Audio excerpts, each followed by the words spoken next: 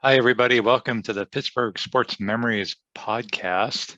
My name's Tim Hannon, and with me is my co-host. Steve Wirt.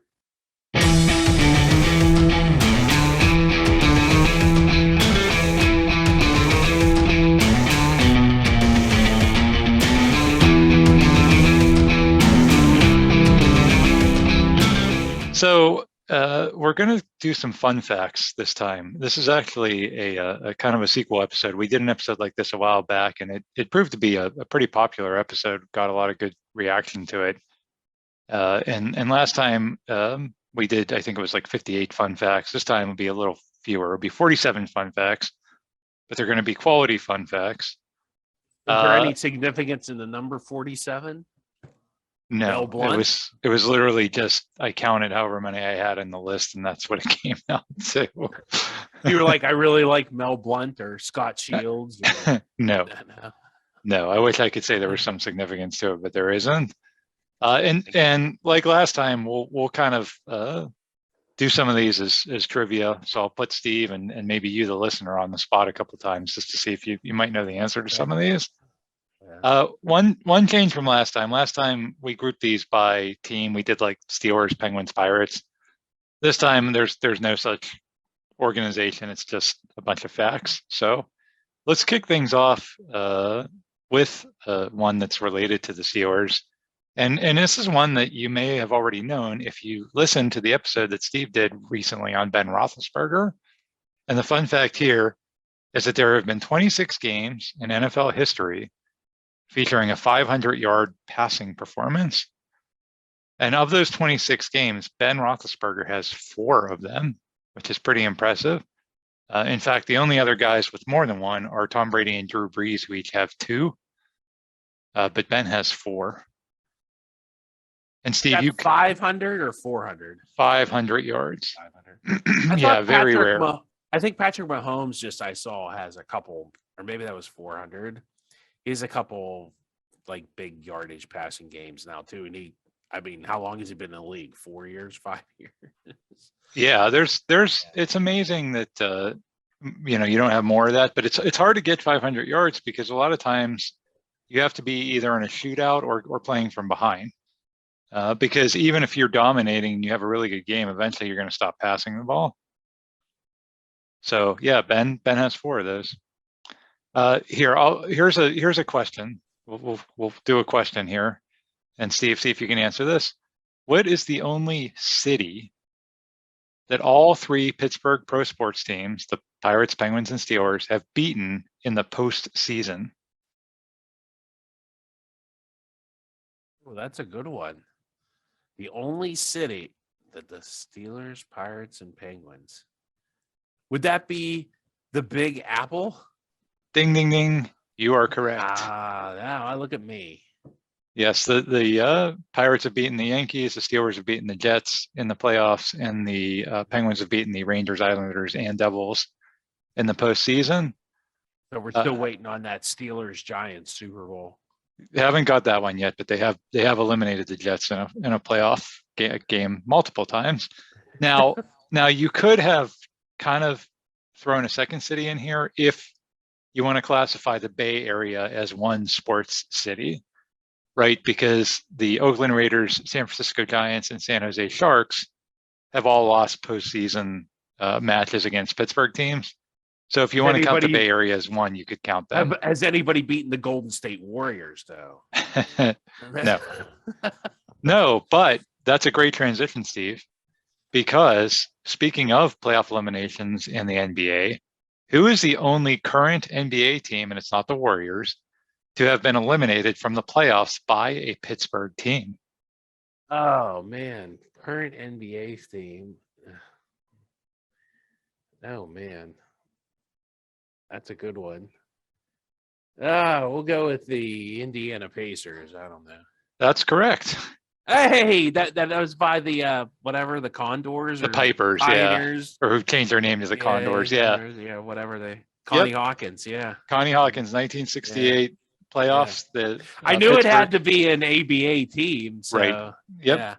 Yeah, very good. Yes, the Indiana Pacers in their history have been eliminated by a Pittsburgh team. They're the only NBA team that still exists that has that distinction. So Steve, you're 2 for 2. That's a pretty good start.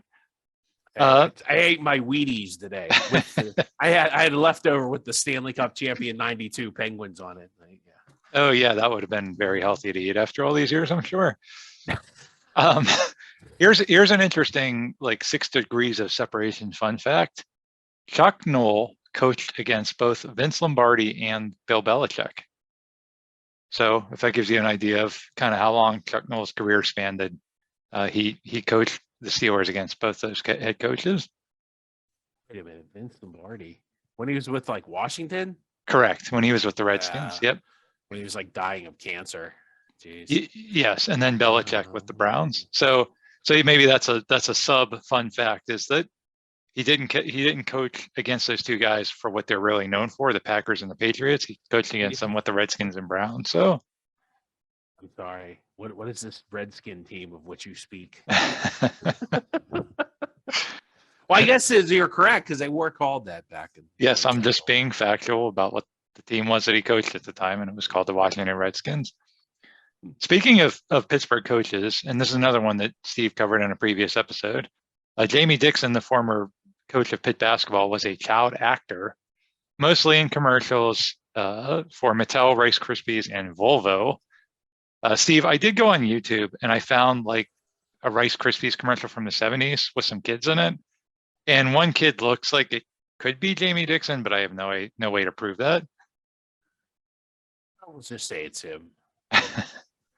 You can go find that on your own if you're really interested in trying to identify Jamie Dixon. Jamie likes it. Nobody will eat it. Jamie likes it. Oh, no, that would have been. Was that Rice Krispies? I don't remember what that was for. Different. That was Life or something. Okay, yeah, and it was Mikey. Yeah, Mikey.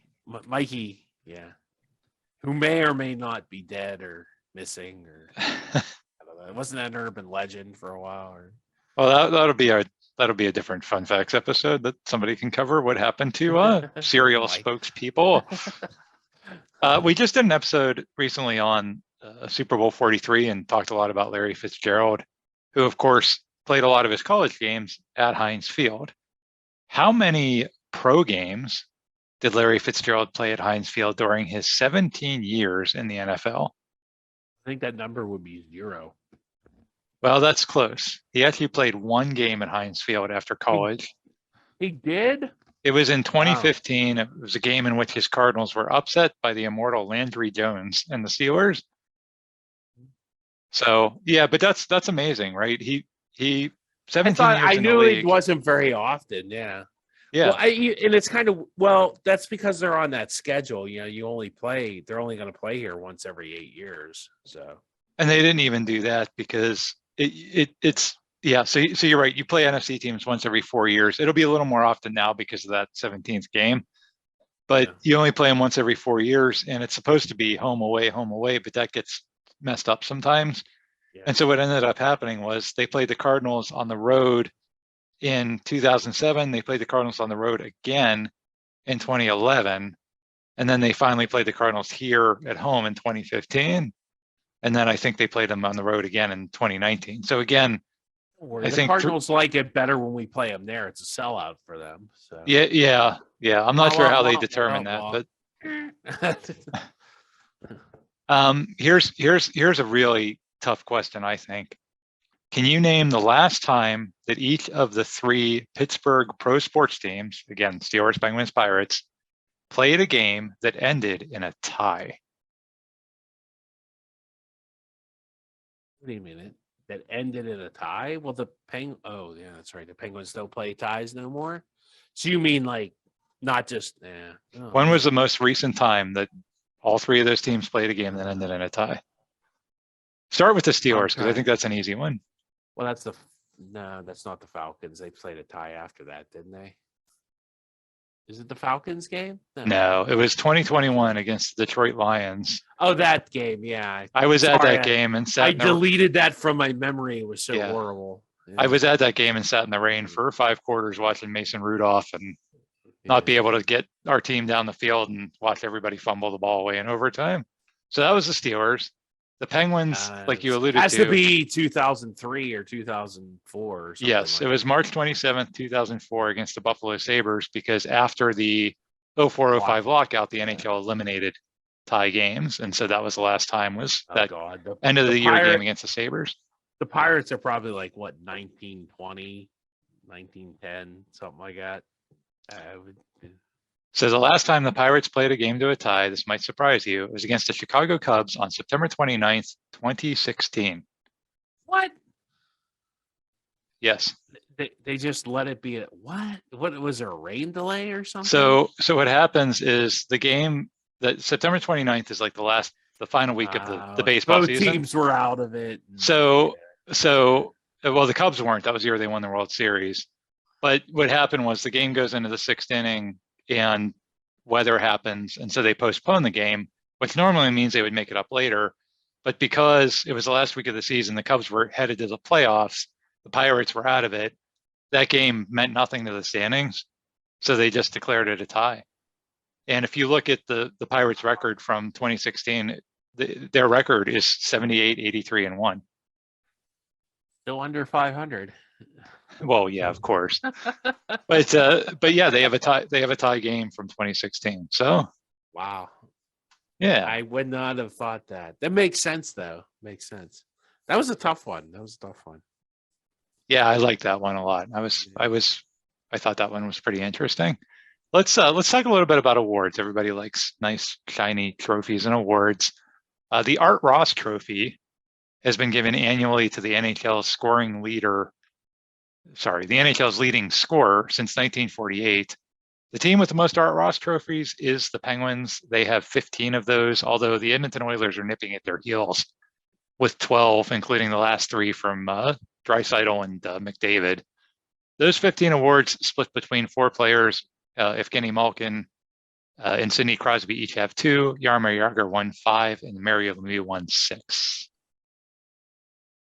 The NFL has an award called Defensive Player of the Year. That's been given since 1971. The team with the most Defensive Player of the Year awards is your Pittsburgh Steelers. 8 times, Wow. 7 different players. Steve, you want to take a crack at naming the 7 Steelers that won Defensive Player of the Year? Well, I guess you go James Harrison. Didn't he win it once? Mm-hmm. PJ Watt, I think, won it once. Correct. We'll go Mean Joe. He probably won it once. So what am I up to? 3? Yes. Troy? Did Troy ever win it? Troy won it in he 2010. did. Yes. Yeah. So what am I up to? 4? 4. Oh my God. 3 more. 3 more people. Try Rod Woodson. Yes, Rod Woodson in the 93 season that we just covered recently. Yeah, that makes sense. So I need 2 more Defensive Players of the Year. I don't know. Greg Lloyd? No. No. Boy, we're getting down to slim pickings here. I'll give you a hint. You already named one of these guys earlier in the episode. Defensive player that I already named. I don't know. Who did I name? I don't remember. So I don't remember what I said 5 minutes ago, Tim. Stop that. the other 2 players are Jack Lambert and Mel Blount. Oh, that's right. Yeah, Mel Blount. As you said about the number 47. So Mel Blount jokes. Or Mel Blount. He's gonna come down with this cowboy hat and like kick my butt. Or no, and then he was Defensive Player of the Year. Those are the 7 Steelers. Joe Green did win it twice, which is why they have 8 times by 7 players. The Heisman Trophy, of course, is a big award in college football. Pitt only has one of those. It's Tony Dorsett, 1976. But they did have 5 other times where a Pitt player finished as a Heisman finalist in the top 3. And I know 2 of them. Kenny Pickett and Larry Fitzgerald. That's correct. Right. Yep. Yeah. I think 2 that you're definitely not going to get are Marshall Goldberg. Marshall Goldberg in 1937 and 1938. I know who Marshall Goldberg is. I didn't realize he was a finalist. Yeah, and the other one, Joe Schmidt. I don't know, Joe Schmidt. That's a good guess. It was Hugh Green in 1980. Yeah, Yeah, lost I out to George Rogers, the immortal George Rogers. but he did finish ahead of Herschel Walker. Out of So those three people, I'm thinking they should have picked Herschel Walker. But hey, that's not the first time Herschel Walker's lost a vote. So that's true. That's true. The NFL's list of all-time leaders in fumbles, if you go look at that, it's dominated by quarterbacks, which makes a lot of sense, right? Because a lot of times quarterbacks get hit from the blind side. You know, it's much easier for a quarterback to fumble than it is any other player. Is it a Dave Craig? Wasn't he like the all-time fumbleiest quarterback? He was, I believe, Brett Favre owns that record now. Wow!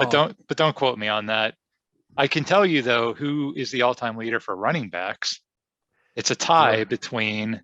Jerome Bettis has to be one of them. It is not Jerome Bettis. It's a tie between Franco Harris and former Pitt running back that we just talked about, Tony Dorsett. Really? They each had 90 fumbles in their career. Now that's kind of a misleading stat because both those guys played for, over a decade, which is incredibly rare for a running back to play that long. Yeah. So, I mean, you can say like, oh, they have 90 fumbles, but most running backs don't play that long. And if they do, they're relegated to backup status or something. We did an episode a little while ago called His Mind is Thought to be Deranged. And we talked a lot about Deacon Philippi, who is the hero of the 1903 World Series, because due to some unfortunate events that we talked about in that podcast, he ends up throwing 5 complete games, which is still a record for most innings pitched in a World Series. And that's one I can pretty much guarantee will never be broken. Unless they go into extra innings or something. I have to play a lot of extra innings for somebody to pitch 45 innings in a World Series. So that's one fun fact. Another fun fact is that years later, Deacon Philippi has a descendant named Ryan Philippi. Ryan becomes an actor. He meets an actress named Reese Witherspoon. And together they have a baby boy. Steve, guess what they named the baby boy? Deacon? They named him Deacon after his ancestor, the Pirates pitcher. Oh, that's wild. Huh. There's a fun fact there. I didn't know Ryan Philippi was married to Reese Witherspoon. Yes. He was I don't know if he was married to. He definitely had a child with her at some point. Well, but it's Hollywood, whatever. so Whatever. I'm sure it was over before it even started because they all get together and then they get divorced, and that's how it works apparently. The Steelers hold the record for most safeties taken in a single season. In 1999, they got 5 safeties scored against them that year, which is pretty unbelievable. I mean, safeties are a pretty rare play in football. So that year they had 5. Yeah. Wow. Yep. Here's a fun fact about Roberto Clemente. He was a Marine Reserve. He spent 6 months on active duty at Parris Island, and he was a reserve for 6 years total. So Roberto Clemente's a veteran. I don't think I knew that previously. So I didn't know that. We talked about awards before. One award that the Penguins have never won is the Vezina Trophy, which is given to the best goaltender. However, I was going to say, Barrasso won it, but I guess it was with Buffalo. That's correct. Yeah, the Penguins have employed goaltenders who have won it during their careers, but not while they were playing for the Penguins. So, but the Penguins are 5-1 against that year's Vezina winner in the playoffs.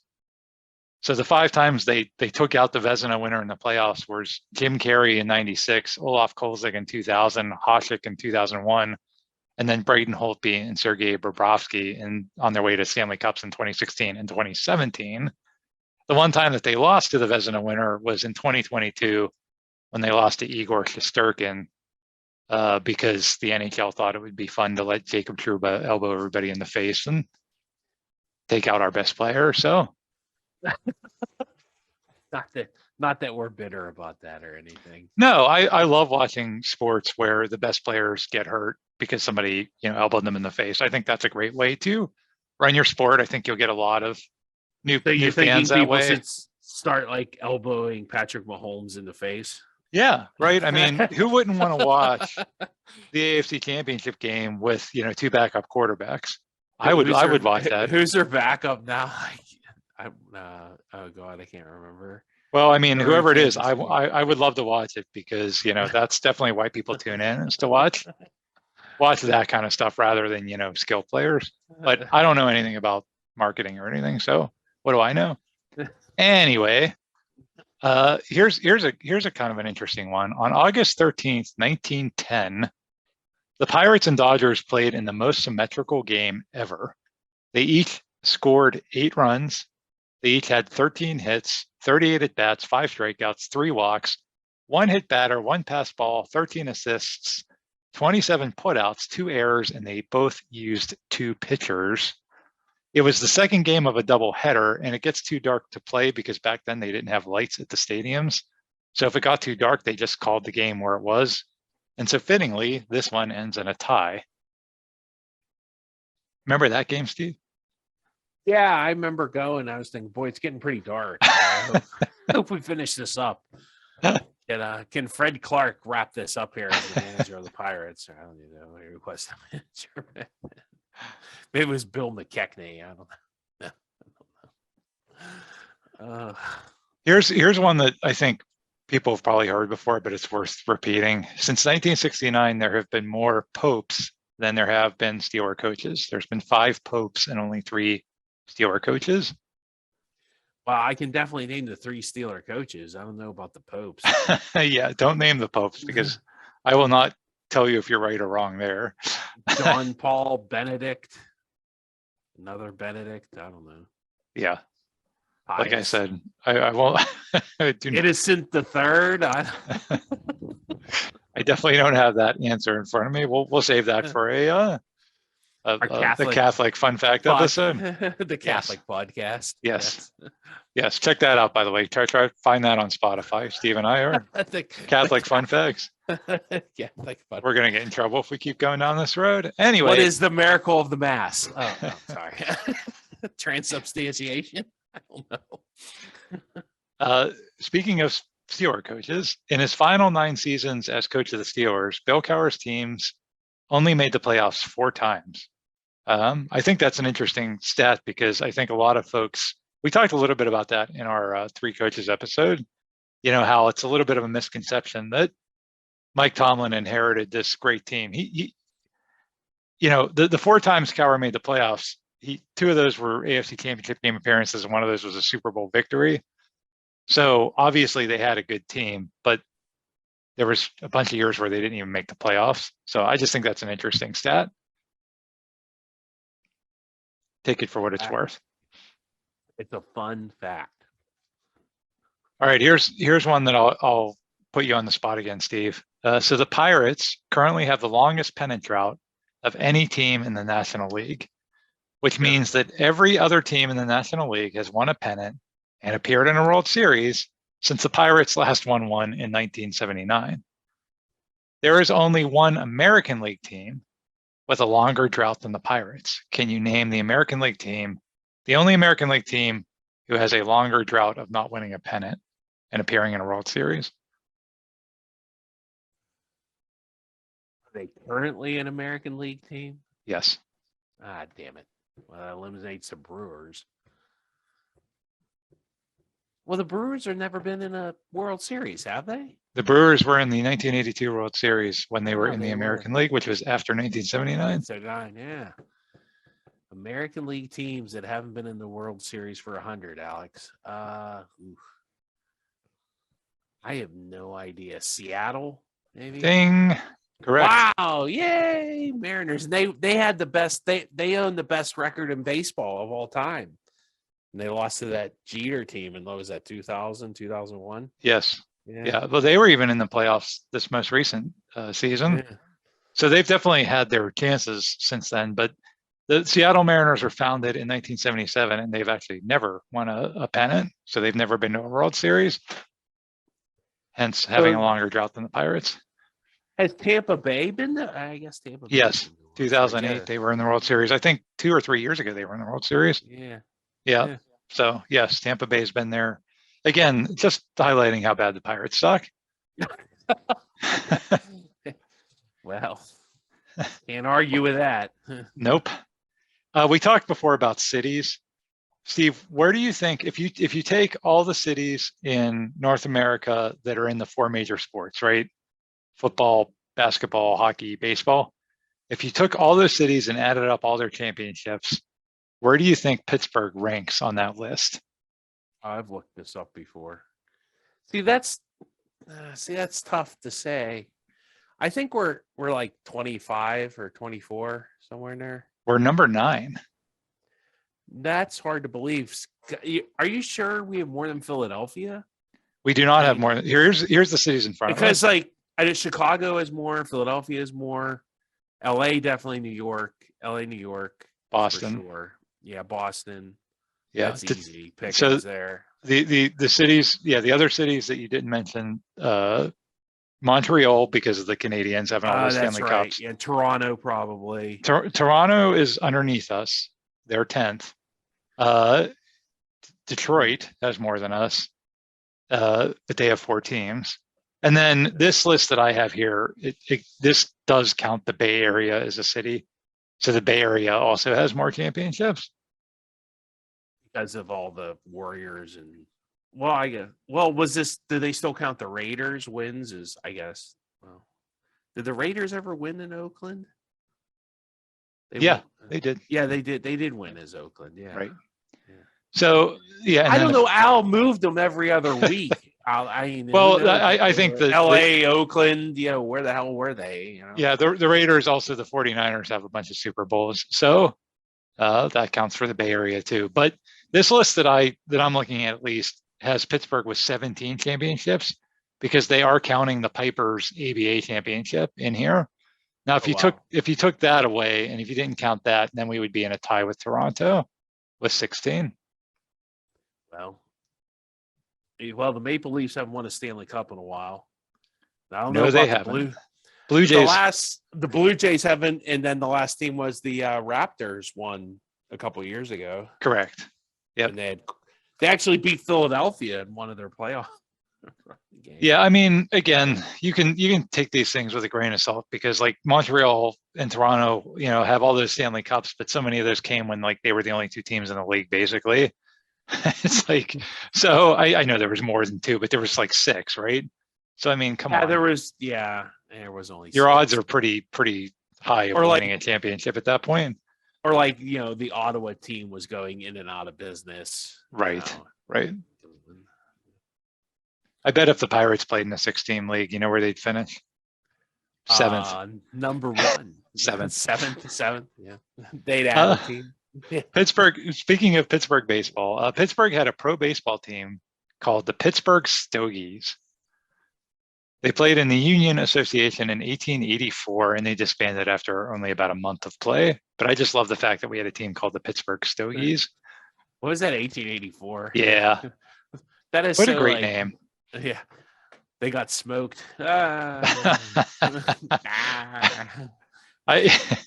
could have done a lot of stupid neurospapers puns with the Pittsburgh Stogies, but alas, they did not last very long.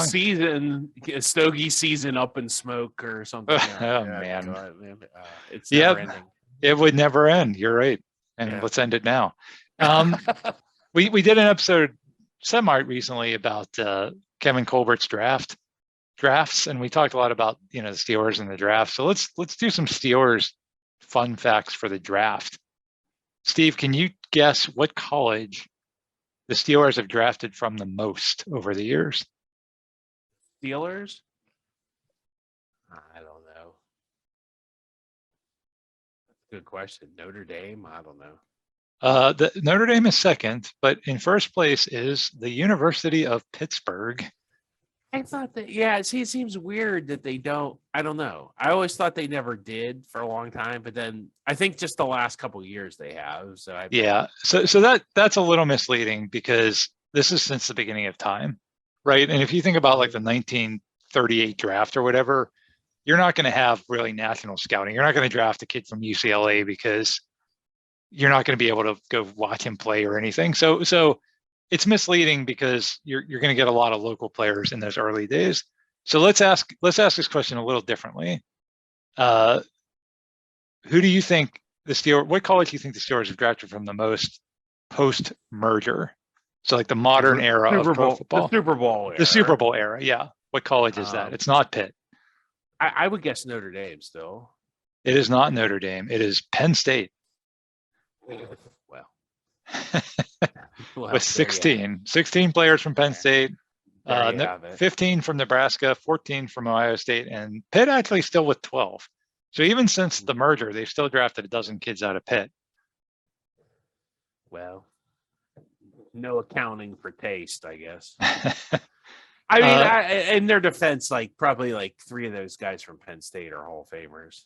But well, yeah, Franco, Jack Ham, Kenny Pickett, James Conner. Who was that offensive lineman they got in the first round that 1 year that really stunk? Gosh, I can't remember his name. He was from Pitt. Anyway, there's some guys from Pitt. Hank Poteet, right? I don't think he was drafted, was he? Oh, I thought he was like a 3rd or 4th round pick, I thought. What really? I thought he Yeah. was just like one of those guys they signed after the draft. Yeah. So that would be we won't go through it now, but it would be fun to try to name all 12 players. I think we just named like 5 or 6 there. Yeah, I mean, Pitt has had a lot of. I think Pitt still has out of like NFL Hall of Fame. I think they're still 2nd or 3rd behind. Yeah, Notre Dame we actually covered Notre that. Dame. Yeah, Notre Dame and USC, I think, are still ahead of them. We actually covered that in our previous fun fact episode. So go back and listen if you want the actual answer on that. But I think you're right. I think they're 3rd. They're right up there. Yeah. So Penn State's where they drafted from the most. How about in the first round? Where, and this is just all time, what college have they drafted the most from in the first round only? Ohio State. Yes, you are correct. Oh. 4 times they have drafted an Ohio State player in the first round. Bob Ferguson in 1962, Santonio Holmes in 2006, Cam Hayward in 2011, Ryan Shazier in 2014. Most of those players are pretty good. I don't know who Bob Ferguson is, but yeah, the other 3 worked out okay. Yep. Yeah. How about what position have they drafted the most in the first round? Any guesses there? Wow, that's I don't know. What position? I don't know. Defensive line? Sure. No, the answer is defensive back. So 9 defensive backs, which I guess is kind of cheating because you're combining cornerbacks and safeties. But also sometimes they drafted a guy that was listed as a safety or listed as a cornerback and they turn him into a safety. So it's a little hard to gauge that. I'm also, by the way, this is also post-merger because if you look at, again, like the 1938 draft, the positions are like back or end or whatever. Like it's kind of. Well, then like you think Carnell Lake, who played safety, was really a linebacker in college. So yeah, right. But he wasn't a first. But he wasn't a first round. He wasn't a first rounder, but that's a good example of sometimes the position you draft isn't what they end up being. Linebacker is 2nd with 8, and then wide receivers 3rd with 7. The Steelers have drafted a punter 5 times in their history. Craig Colquitt in 78, John Goodson, Harry Newsome, Daniel Sepulveda, and Presley Harvin III. They've also drafted a place kicker 8 times. I'm not going to list all 8 place kickers they drafted, but I will ask this question. Do you know when the most recent time is that the Steelers drafted a place kicker? Matt Barr? Is it Matt Barr? A little more recent than that. Gary Anderson? He was undrafted, but that's a good guess. A little later than that. Oh, what's his name? Chris Brown. Chris Brown in the 7th round of the 1999 draft, who was really pretty good. He was a pretty good singer. Yeah. He was a really good kicker in Three River Stadium, and then they moved to Heinz Field, and he was just terrible. He was a bad kicker on grass. Because he didn't do well once all the stadiums went to grass. He kind of had remember Gary Anderson had that problem too. Like he was not good kicking on grass. So you know who else wasn't good at that was Scott Norwood, and that's what killed them in the Super Bowl when he played for Buffalo. I think we forget how many AstroTurf stadiums there were back then. because even like Soldier Field and Rich Stadium and Pittsburgh, Philadelphia, like all those Cincinnati, all those outdoor stadiums had AstroTurf, Yeah. which was kind of weird to think about back then, but that's the way it was. There are 9 Steeler first-round picks who have been inducted into the Pro Football Hall of Fame. Those 9 picks are Bill Dudley, Len Dawson, Joe Green, Terry Bradshaw, Franco Harris, Lynn Swan, Rod Woodson, Alan Faneca, and Troy Polamalu. Ben Roethlisberger will be the 10th. Are you sure about that? Yes, I am very sure. How long's the wait on that? 5 years? Is it 5 years? 5 years, yeah. 5 years. So he's still got, what is that, 2026? Correct. Yeah. Yep. And he won't have a ton of competition, I don't think. Brady retired the same year, but then he came back. So Ben will get his own little Hall of Fame thing. right. Yeah. And everybody Drew Brees can retired call the year him before. Yeah, and everybody can call him a rapist again, and it'll be a good time. I'm sure there'll be some of that as well, Yeah. unfortunately, but haters gonna hate. Here's a good question. So those are all the first round picks that made it to the Hall of Fame. Who's the lowest round Steeler pick to make it to the Hall of Fame? Currently? Because I think James Harrison is going to make the Hall of Fame, and he's not even, I guess he wasn't even drafted. Correct. So this is a guy that the Steelers drafted that made the Hall of Fame. Yep. In a late round. A late round draft pick. Oh man, I don't even know. I don't know, Donnie Shell or Mike Wagner. I don't know. Mike Wagner's not in the Hall of Fame. I go Donnie Shell. So that's a good guess. Donnie Shell is actually wasn't drafted either. Yeah, that's right. He wasn't drafted either. Yeah. So who was the guy in front of him in that draft? So the name on the list is Johnny Unitas, was drafted in the 9th round in 1955. Now, if you want to go with the guy that played for the Steelers, then you're on to something there, Steve, because Donnie Shell, that was 1974, the year that the Steelers drafted a bunch of Hall of Famers, and Mike Webster was drafted in the 5th round that year. Before Donnie, yeah. Yes. So Mike Webster, technically, if you want to, again, go by guys that actually played for the Steelers and not for the Baltimore Colts, then it'd be Mike Webster in the 5th round in 1974. Or the San Diego Chargers. Yes. Yeah. Yes, that too. Johnny Unitas also played there. Now, I know what you're all saying, those of you listening, but Jim Finks was a 12th round pick of the Steelers in 1949, and he's in the Pro Football Hall of Fame. Well, Jim Finks was selected for the Pro Football Hall of Fame for his front office work, but the Minnesota Vikings not because of his playing career, so we're not going to count him. Wow. That's what I was protesting. Yeah, I know everybody was thinking that, so I just wanted to get that out in the air, Well, I'm sure Jim Finks is really happy you clarified. I'm sure he is, if he's still with us. Yeah. So here's a baseball. So baseball, they've been playing baseball for over 100 years, and they played a gazillion games, right? You play a gazillion baseball games a year. It all adds up. So anytime something happened like once and only once in the history of baseball, I always find it super fascinating.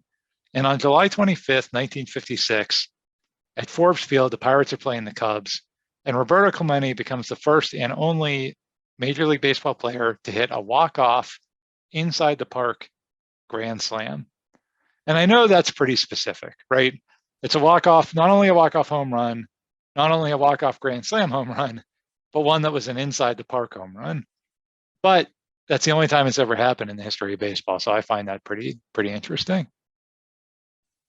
I mean, I know Clemente was pretty good, but somebody had to be throwing the ball around the infield, that's for sure, on that one. Well, usually, yeah. So inside the park home runs only count as inside the park home runs if there's not an error. If there's an error, then it's a triple and then like an error. So inside the park home runs usually have to be where like the ball took a funny bounce or it went like way into a corner and like the guy had to fish it out. That was Forbes Field, so that was a pretty big field. It was a deep field and Clemente was pretty fast. Yeah. So you can see it happening for sure. But that's why inside the park home runs are so rare, because they're hard to hit, especially in this day and age. We talked about, again, in that 1903 Pirates episode. Remember, we talked about one of the games in that World Series. We let off the game with an inside the park home run, and that was the only time that happened until like the Kansas City Royals did it like 100 years later. Because again, back then you had deeper fields than you do now. The Steelers have not lost a Monday Night Football game at home since 1991. That's 20 straight games that they've won at home on Monday Night Football. So that's pretty good fun fact. I was at that game that they lost. It was against the Giants. And that was a game I talked about in a previous episode where everybody was sarcastically chanting, "Let's go Bucks," because the Pirates were in the playoffs against the Braves and the Steelers stunk that year. And everybody was mad at the Steelers and loved the Pirates, which you'll probably never see again, ever. At So least you were ready. You weren't ready for some football that night. No. But yeah, as long as Bob Nutting owns the team, you'll never see a repeat of that. I wonder if Joe Walton was the offensive coordinator in '91. Oh, that might have been Joe Walton era. Yeah, I think you're right. The Steelers are the only NFL franchise to win back-to-back Super Bowl titles twice. So lots of teams have won back-to-back, but no one's ever done that more than once, other than the Steelers. So that's an interesting fun fact that, again, nobody seems real close to repeating that at this point. Maybe the Patriots. I don't know if they got Tom Brady back. I don't know. Yeah, but they'd have to win two more. You know what I mean? Like they'd have to win two in a row again. So they won. They did, and then take a break and then win two.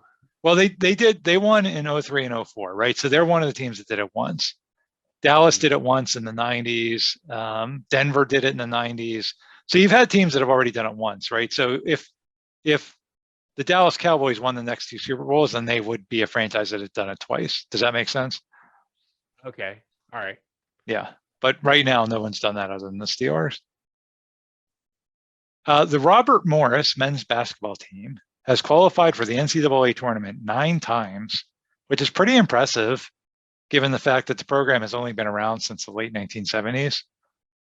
So I think that's a fun fact. They have never made it past the first round, however. Yeah, I've been meaning to talk about the Scotty Reynolds. That's another bad Scotty Reynolds moment. Robert Morris? They lost to Villanova. Ugh. Oh, in the first. Okay, yeah. Okay. Yeah, it was in the tournament. That was in the tournament. Yeah. Yeah. Okay. But I mean, it's still making it 9 times since the late 70s. That's 9 more times than Duquesne's made it, who's my alma mater. So that's wow. Saying something. I have to tell you. Yeah. We talked about like old timey Steelers stuff a little bit earlier. The Steelers, of course, played their first game in 1933. Steve, any guess as to what their first ever points? Let me put it this way. Steve, any guess to their first ever points scored? What kind of play was it? And I'll give you a hint. It was not an offensive play where they scored their first ever points. Safety. Did they score a safety? Yeah, you're correct. It was a punt blocked out of the end zone for a safety by the immortal Cap Oler. That guy was awesome. Yeah. Good old Cap. That was the only points they scored in that game. Unfortunately, they really need to fire the offensive coordinator, whoever that was. But they should give the special teams coach a raise. They should. Do you know what the first ever points scored against them, how that happened? And again, this was also not an offensive play. Punt return or kickoff return for a touchdown or something? That's a good guess. It's actually a pick 6 by a Giants player named Ken Strong. Oh, wow. So, yeah, the first ever point scored were a safety. First ever scored against was a pick 6. That's weird. Yeah, isn't it? That is a fun fact. Yeah, I was going to say, I would almost say it's fun. And it's a fact. Not so fun for the players that were playing that day. Well, it's fun for Ken Strong. Got a pick 6. Yeah. Really helped his fantasy team. Back in 1940, whatever. 1933. Yeah, I'm sure. Yeah. The Pirates So we talked about how bad the Pirates suck. Let's talk about some good Pirate stuff. Pirates have won 5 World Series. All 5 Pirates World Series were won in 7th games, which is kind of hard to believe. I mean, the 7th game is a crapshoot. I mean, it's a 1-game scenario, and the Pirates have gotten into that 5 times in the World Series, and they've won all 5. So that's pretty cool. Don't go to 7 games against the Pirates. It's trouble. It's trouble, but you have to actually get to a World Series or a game of significance first, and that won't ever happen again because anyway, we already talked about that. Pittsburgh likes to build its sports stadiums by their rivers. Steve talked in our defunct venues episode about how Exposition Park used to flood because it was like right on the banks of the Allegheny. Three River Stadium, and now of course PNC and Acrisure, all kind of right next to a river. Well, did you know that in 1958, the city actually proposed a stadium that was going to be built literally on the Monongahela River? The idea was to tear down the Smithfield Street Bridge and replace it with like a giant platform that could support the weight of a stadium and apparently like a couple of skyscrapers as well. I know this is a podcast, so you can't see it at home, and we'll link the picture on the website, but there's an artist rendition of it. And it's literally, Steve, like, how would you describe it? It's like almost like a giant bridge. A giant stadium in the river. Yeah, I mean, that's really what it is. I guess you didn't need to get barges up and down, or maybe no, you did. If you look so at you can go underneath it, right? Look at the picture closely. You can see boats sailing underneath it. Well, it's an interesting concept. You couldn't block the river. You would have had to get traffic through. So yeah, you would have had to they would have built it on a platform that could support the weight of a stadium. Where would you park? I guess on the shore. Wow. Yeah. I mean, near Station Square there. I mean, it was the Smithfield Street Bridge, so you could. It never happened. So obviously they shot holes in it somewhere. But yeah, that was actually proposed because, and I asked my dad about that, friend of the podcast, my dad, he remembers that. And he said it was because what he remembers, it was because they really didn't have land anywhere else to build a stadium. They wanted to put it in downtown in the city, but there was no place in downtown inside the triangle to put it. So maybe that's why they ended up on the North Shore. In the river. Maybe they should have built it on a barge in the river. There you go. Could have floated away. Yeah, you could have taken it like on tour. Like this. Moved it around. Yeah. Today it's at the confluence. Yeah, right. So speaking of stadiums and home games, the Steelers have opened on the road. At the time of this recording, the Steelers have opened their season on the road for 8 straight years. And Steve, do you know why that is? Because the NFL really hates the Steelers and they're mean to them. Boo. That's a good guess, but it's not correct. I think it's because the Pitt football team plays and the Pirates play. So that's half right. It's because of the Pittsburgh Pirates, who always play at home during that weekend. The teams cannot play Sunday afternoon games at the same time. One would have to play Sunday night if they're both playing, which is unlikely. Art Rooney III has recently expressed some dismay over this and said he plans to have a conversation with the Pirates about it, to which I say, have you met Bob Nutting? Good luck with that. So expect another Steeler road game. Well, Cincinnati's nice on Labor Day weekend, right? Okay, here's another question, Steve. Can you name the last Pirates 20-game winner? Oh man, God bless you on that one. I don't know. Doug Drabick. I don't know. That's very close, but there was a guy after Doug Drabick, actually. Dane Smith. I don't know. It was in the same era. It was the next year. It was John Smiley in 1991. 120 games. Good old John Smiley. and then was promptly traded out of town because Pirates. Well, we'll have none of this 20-game winner stuff.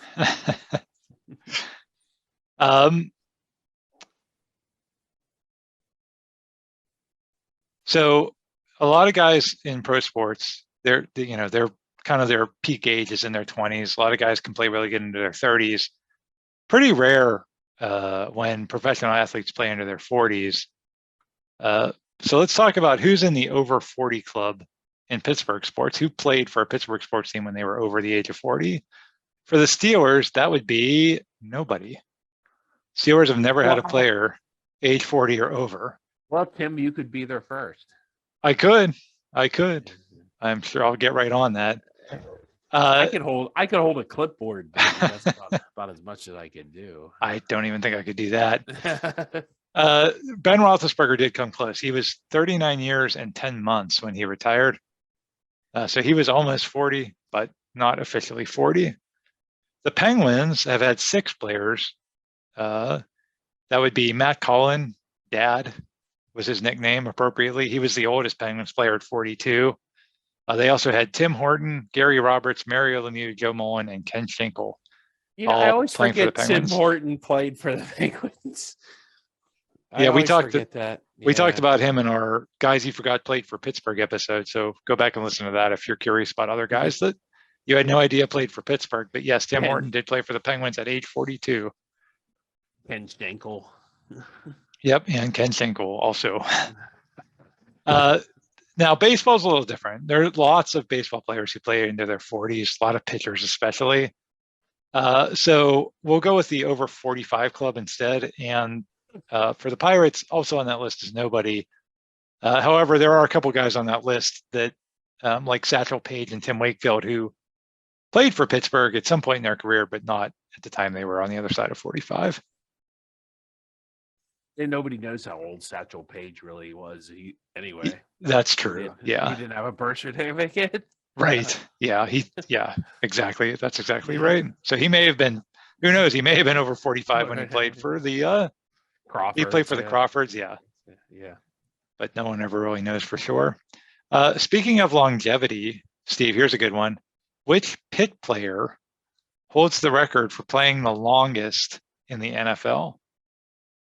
Like most number of seasons in the NFL for a guy that went to Pitt. I don't know. Andy Lee? I don't know. Ding, ding, ding, ding. It is Andy Lee. Nice. Andy Lee with 19 seasons and counting, because Andy Lee is still playing football. Oh, wow. Nice. For the Arizona Cardinals. So Andy Lee holds that record. Larry Fitzgerald and Danny Marino were second. They each played 17 seasons. And the late Jim Sweeney played 16 seasons. Unreal. Yeah, pretty impressive. Let's talk about Pitt basketball. Since 1960, Pitt basketball has had 5 first-team All-Americans. Steve, you want to take a shot at who the 5 first-team All-Americans were for Pitt? Oh, God. They're so rare in basketball. Yeah, it's tough because, again, basketball, there's 5 guys? 5 guys every year. So that's why there's only been 5 Pitt players since 1960. Billy Knight Billy Knight's one, yes. Yeah. Was Brandon Knight ever? Yes, 2003, Brandon Knight. Both Knights were. Yep. Charles Smith, maybe? Correct. That's 3. Okay. Charles Smith actually twice, 1987 and 1988. Oh, he was really good. He was. Yeah. The next 2. You're going to kick yourself because I think you're going to know at least one of these guys. Julius Page, maybe? No, not Julius Page. Little later.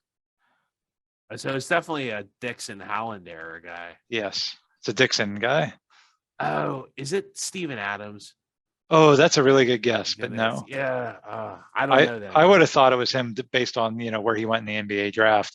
No, it's both guys in 2009. It was Sam Young and DeJuan Blair.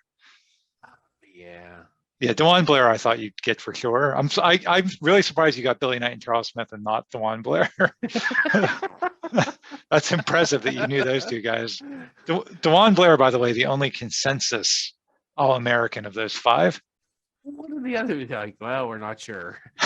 The AP says you are, but we're not buying it over here in the coaches. Yeah, That's exactly what it is. That's exactly right. It's you have multiple people doing it. So the Steelers have played on Thanksgiving over the year, have played on Thanksgiving over the years several times. Their record on Thanksgiving is either 2-5 or 3-5, depending on who you ask. And the reason for that is because if you go back to 1939, President Franklin Roosevelt decided he was going to move Thanksgiving back 1 week. Yeah, and Steve's the history buff. So Steve, you probably know way more about this than I do. What was why did he do that? I don't know. Because he's Franklin Roosevelt and he did whatever the hell he wanted, pretty much. I mean, what other president was 4 terms in office? Yeah. I mean, the guy was literally in office from 1933 to 1945. Yeah. I don't know what the reasoning was. If it was they did it, they would move it. Like it moved forward a week and then it moved back a week. And I think I only know that because I used to watch a movie called Holiday Inn, and they would have the little turkey moved back and forth on the calendar, and then he was like animated, and he looked at you and shrugged his shoulders, and it was like, I guess that was like a joke. Oh, was Holiday Inn the one where Bing Crosby tap dances with Danny Bleeping K? No, that's White Christmas. Oh, okay. they can't show Holiday Inn anymore because of other things. There's a scene where they celebrate Lincoln's birthday, and they decide to celebrate that by having Bing Crosby and his other actress go in blackface. So that's why they don't show that one. Okay. Yeah. Yep. That's probably not going to go over well. Besides that part, it's like I never understood it as a kid why they did that, but hey, who am I to question the logic of 1941? So. Well, I think the reason he moved Thanksgiving back, was like the holiday shopping season, because people usually went shopping after Thanksgiving. I get it. Probably it was a depression, and anyway, it was a super controversial move because some states adopted like the new Thanksgiving date, but some states were like, no, we're still celebrating it on the old date, and they even called it like Franksgiving. Like the states didn't celebrate it like this week's Franksgiving, but next week's the real Thanksgiving. And so Pennsylvania, you have to have 2 Thanksgiving. That's pretty sweet. Yeah, it would be kind of nice for food. Pennsylvania at first does adopt a new holiday, but in 1940, Pennsylvania decreed that Thanksgiving would be moved back to the original date, which was the final Thursday of the month. So when the Steelers beat the Eagles on November 28th, 1940, it was Thanksgiving in Pennsylvania, but not in any of the states where they're following the FDR plan. So I guess Pittsburgh and Philadelphia, both in Pennsylvania, right? All the win. So again, then you would say the Steelers are 3-5 all time on Thanksgiving Day, but if you don't recognize that, then they're 2-5. And that came up recently because the Eagles have some kind of streak where they've never lost on Thanksgiving Day. And yes, they have. Yeah, and they have. Yeah, they have. Right? Yes, That's they right. have. Take that, you Eagles fans. Sticking with football, earlier this past season, 49ers running back Christian McCaffrey, who was on my fantasy team, but that's not the fun fact, he became only the 11th player in NFL history to have a touchdown hat trick in one game, meaning that he ran for a touchdown, caught a touchdown, and threw for a touchdown all in the same game. Well, I know the other guy. Well, there's 11 players, but I know there's a Steeler. There's a Steeler on that list. You know who that is? There's a Steeler. Yep. I know LaDainian Tomlinson definitely. Oh, okay. Yeah. Well, I won't ask you to name the 9 other guys, but there is one Steeler on that list. Let's go with Cordell. That's a really good guess, actually. And Jerome Bettis. It's either Cordell or Jerome Bettis. Those are both really good guesses. I would say Jerome Bettis not so much because he didn't catch too many passes, but Jerome Bettis did throw a couple of touchdown passes. And Cordell, whenever obviously, he threw was such a shocker. It always went for a touchdown. Yeah, that's very true. Yeah, that one. Remember the one in Tampa was like Jeremy Tooman was wide open because. They're like, wait, this guy can throw a pass? Shouldn't even be legal. No, the player on the list is actually John Henry Johnson. Oh my God. And again, this is another game against the Eagles. In 1960, Johnson catches a 7-yard touchdown pass from Bobby Lane in the first quarter, has an 87-yard touchdown run in the second quarter, and then throws a 15-yard touchdown pass also in the second quarter. So this all happens before halftime. And the Steelers win that game 27-21. That was actually a pretty impressive win because 1960, Steve, is the year that the Eagles won the NFL championship. I almost said Super Bowl. That was Yep. that was the Chuck Bednarik game. Yep, that's correct. And that the Eagles only lost 2 games all year, and that was one of them, thanks to the heroics of John Henry Johnson. Well, Chuck Bednarik couldn't hit him like he did what he did to Frank Gifford. Like, no, he couldn't. Yeah. But that's a good transition, Steve, because our next fun fact actually involves Frank Gifford and Philadelphia. So and hopefully not Chuck Bednarik, because that's a bad day for Frank Gifford. It does not. He's been dead for 5 or 10 years. No, this is actually a better day for Frank Gifford. So this past fall saw a pretty unique situation where the Philadelphia Phillies played the Houston Astros in a World Series game on the same day that the Philadelphia Eagles played the Houston Texans in an NFL game. And 2 cities playing each other in the World Series and in the NFL on the same day. That's only happened 7 times before. One of those times was on October 9th, 1960, when the Pirates beat the Yankees at Yankee Stadium in Game 5 of the World Series. And at the same time that was happening, the Steelers lost to the New York Giants at Pitt Stadium thanks to a last-second touchdown catch by Frank Gifford. Just, man, this episode just flows so nicely. Did you intend it to do that? Or? No, you're like unintentionally helping me. I love it. Maybe I'm just easily like, what's it? Suggestion, like subconscious suggestion. Like, maybe we're just, this is our 81st episode, so we're just on the same wavelength after a while. Apparently, I guess. We talked in the last Fun Facts episode about Penguins playoff goals in overtime. There's only been 4 Penguins who have, so lots of Penguins have scored an overtime playoff goal. Only 4 Penguins have done that more than once. Any guesses, Steve, on who those guys are? Like overtime goals in the playoffs? In the playoffs. I mean, because overtime goals, big deal, but overtime playoff goals are big, right? Overtime playoff goals. They're significant. Who's done that more than once? Yeah. I don't know. Bill Guerin? I don't know. Chris Kunitz? I don't know. So Chris Kunitz has done it twice. Yes. Not I know Bill Guerin did it one time. Bill Guerin only did it once. Yeah. I don't know. Battleship Kelly. No, he probably didn't score many goals.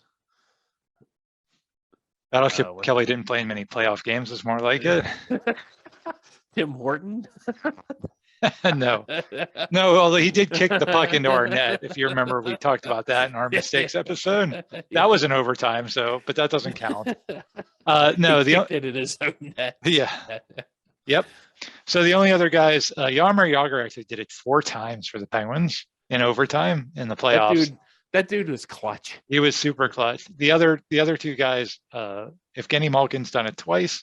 Martin Straka has done it twice. Oh, Marty. Nice. Yeah. Martin Straka, that was the same year. That was 2001. He did that twice in the same playoff. Chris Kunitz, as you said, did it twice as well. He did it once against the Islanders and then once to send the Penguins to the Stanley Cup in 2017. Yeah.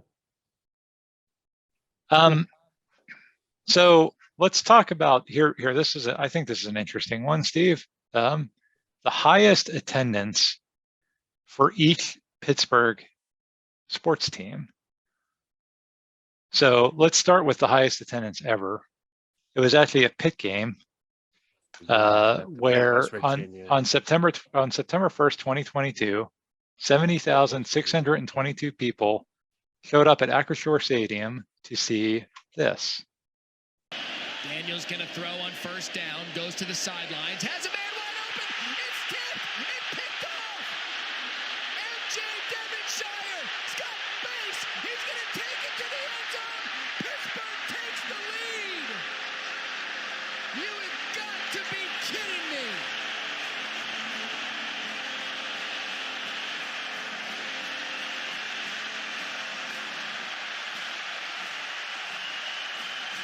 So yes, Pitt, West Virginia is the largest crowd ever to see a Pitt game or any sporting event in Pittsburgh for that matter. The Steelers, their highest attendance at a game was on December 17th, 2017, 68,574 to watch Jesse James not catch the game-winning touchdown against the Patriots. Do you see that's come back this year? Like they don't know what a catch is again. It's like, oh, maybe there's a catch. I don't know. It's like, God, make up your freaking minds. Ridiculous. Yeah. The Penguins, their highest attendance ever for a game was the 2011 Winter Classic against the Capitals. 68,111 people for that one at Heinz Field. The Pirates, their highest attendance. Any guesses there, Steve? That's a tough one. Attendance. Yeah. Boy, I don't know. Had to be something at Three Rivers then. Let's go with 70 something in 79, one of the World Series games in 79 maybe. That's a good guess. It was actually game 2 of the 1991 NLCS against the Braves. Okay. 57,000. Yeah, it had to be Three Rivers Stadium because it holds just that much more than PNC Right. Park. Yeah. Right. And Three Rivers, I think, expanded a little bit over the years. So I'm guessing Three Rivers probably held more in 91 than it did in 79. Yeah. By the way, that's like the third or fourth time in this episode that we've mentioned the year 1991. It's almost as if that point in time were the temporal junction point for the entire space-time continuum. I hope not.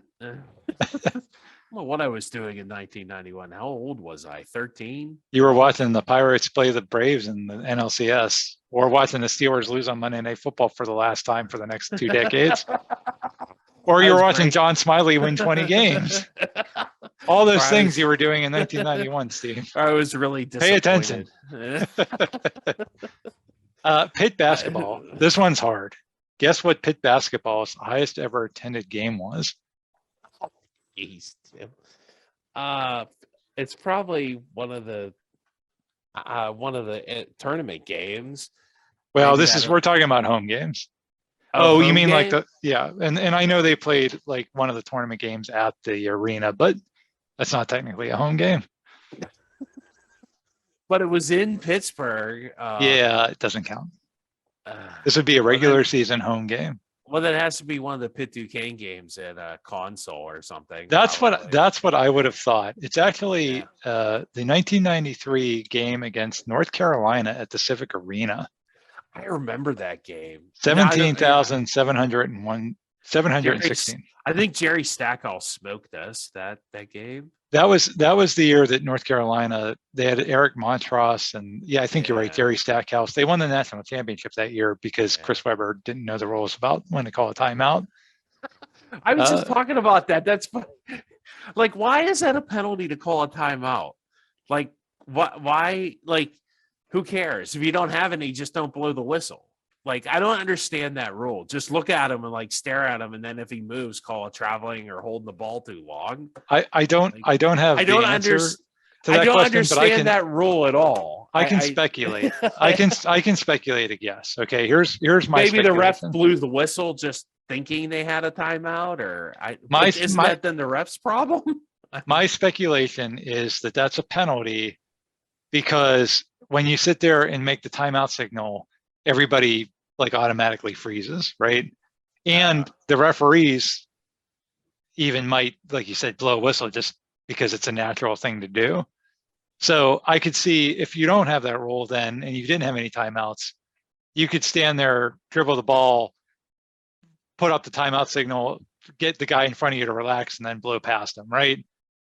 That's my best guess. I'm speculating. Kind of like Kenny Pickett fake taking a knee. Yes. Yeah, there you go. Very similar, maybe. I'm guessing, Steve. I have no idea if that's right or not. But anyway, so that's the highest ever attended for each Pittsburgh sporting event. And that's where we'll wrap up. I hope everybody enjoyed that episode. Steve, any fun facts that you have that I left out? You want to add a 48th? Hold on, timeout. Oh, no. Nope, sorry. No, we don't have timeouts left. You use them all. Yeah, you get a couple free throw technical shots. Stupid Chris Webber. I hated that Carolina team too. I didn't like that Michigan team, so I didn't really mind. I always liked them way better than the Carolina team. I don't know why, but whatever. Yeah, it was definitely one of those You're- ones where you couldn't, it was like the lesser of two evils. Yeah. What could you do? Yeah. Anyway, we'll cover that amazing game on the college teams we hate episode. Yeah, college basketball. All right. Thanks everybody so much for listening.